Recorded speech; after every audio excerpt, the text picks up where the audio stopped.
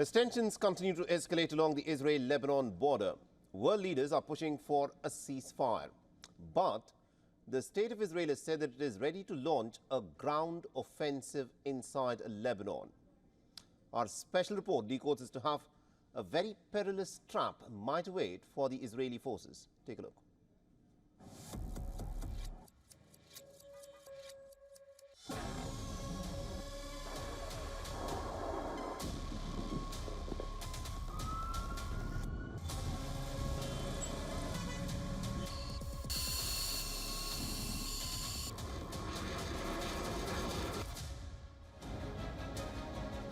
Tensions are peaking in West Asia. Israeli aerial bombardments of Hezbollah strongholds in Lebanon have killed hundreds of people. The Iranian-backed group has hit back with rocket barrages, even launching a ballistic missile targeting Tel Aviv. Israel's army chief is telling troops to prepare for a possible ground offensive against Hezbollah, deepening fears that the battle may intensify.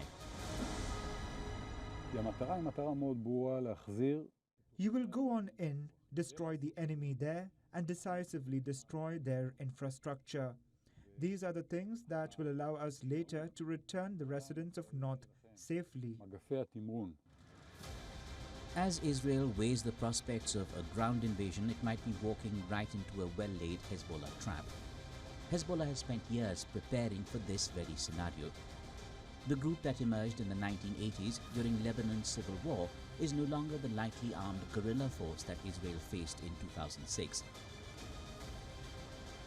I think the difference here is that Hezbollah forces are far more battle-hardened.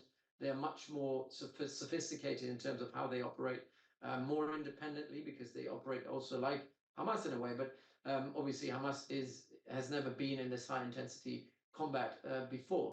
It has transformed into one of the world's most formidable non-state military actors, with an arsenal of over 150,000 rockets and missiles, including precision-guided weapons that can strike deep into Israeli territory. Israel claims it has struck over 2,000 Hezbollah targets. But has it tripled the Lebanon-based fighters? A report for the US Congress says the Lebanon-based group at present has 40,000 to 50,000 fighters. Its leader Nasrallah claims the group has 100,000 fighters. The terrain of southern Lebanon heavily favors the defenders. Unlike the tunnels of Gaza, Hezbollah's underground infrastructure is designed for tactical military purposes.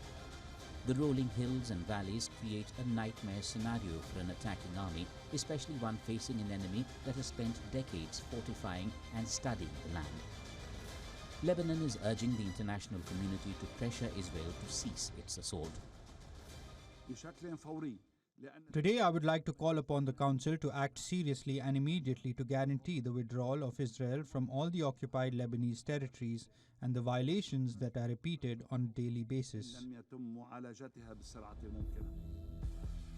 Military analysts warn that Hezbollah has the firepower and tactics to counter Israel's superior military technology on the ground. Hezbollah seems to be making calibrated moves. There's a fear that if the situation escalates, it could unleash bigger missiles to strike crucial Israeli targets. Israel is aware that advancing into southern Lebanon could lead to a bloody and drawn-out conflict. The world is urging calm while cautiously watching the next move in this new theater of battle in West Asia. Bureau Report, WION, World is One. All right, now to give us more perspective on this, we're being joined by Ms. Marina Otway, who's a Middle East Fellow at the Wilson Center. She's joining us live on this broadcast.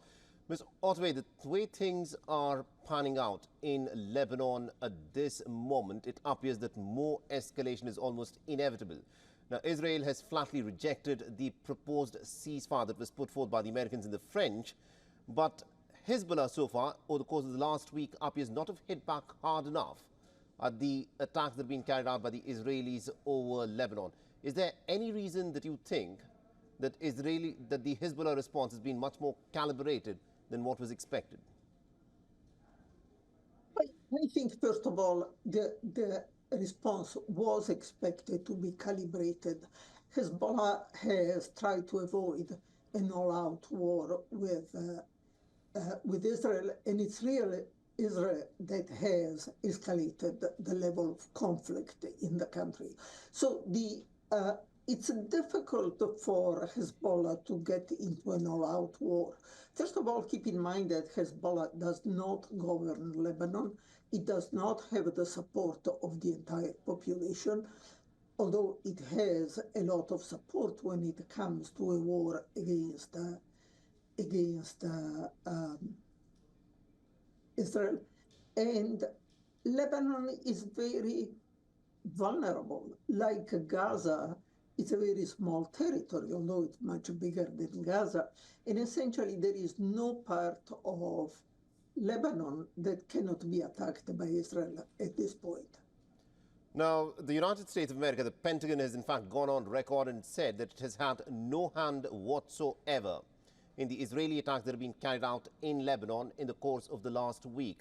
Do you agree with what the Americans are saying? Are the Americans speaking the truth? Well, I think what you mean by direct, yes, Americans are speaking the truth in the sense that there is no evidence that they are directly involved. The United States has been continuing to supply weapons and ammunition to Israel even after the invasion of Gaza. So that one reason why Israel is in a position to fight in Lebanon is of the military support it has received from the United States, although it is true that there is no evidence that the United States was directly involved in these attacks, not only on the ground, but even in masterminding these attacks. Right, but the United States, of course, is involved in giving intelligence and supplying the satellite imagery that is needed for the Israelis to zero in on the targets. Ms. Otway, the other last final question that I want to ask you is this. Now, how do you see this conflict proceeding from here? The Lebanese Prime Minister, of course, has said that the world leaders must exert more pressure on the Israelis for a ceasefire.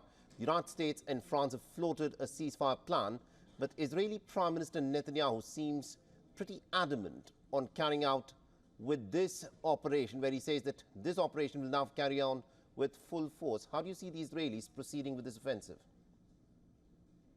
I think the Israelis are going to proceed with the ground invasion, at least at this point. How long they can support it and can sustain it depends on a lot of things, not only the level of resistance that they are going to find to encounter, which is certainly high, but also what happens in the West Bank and what happens in Gaza.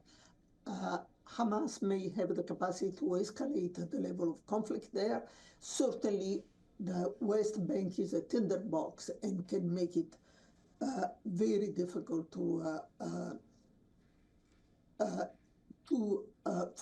Israel to withdraw troops from there to send them into Lebanon. And it's possible that the Houthis are going to step up their attacks, so that I think one thing that might convince Israel to slow down its invasion, I don't think they'll accept a ceasefire, but to slow down is if they see a larger front developing against them in the region. All right, we'll have to leave it there. Thank you very much indeed, Ms. Marina Otway, for joining us and getting us that perspective there. You're most welcome. For all the latest news, download the WION app and subscribe to our YouTube channel.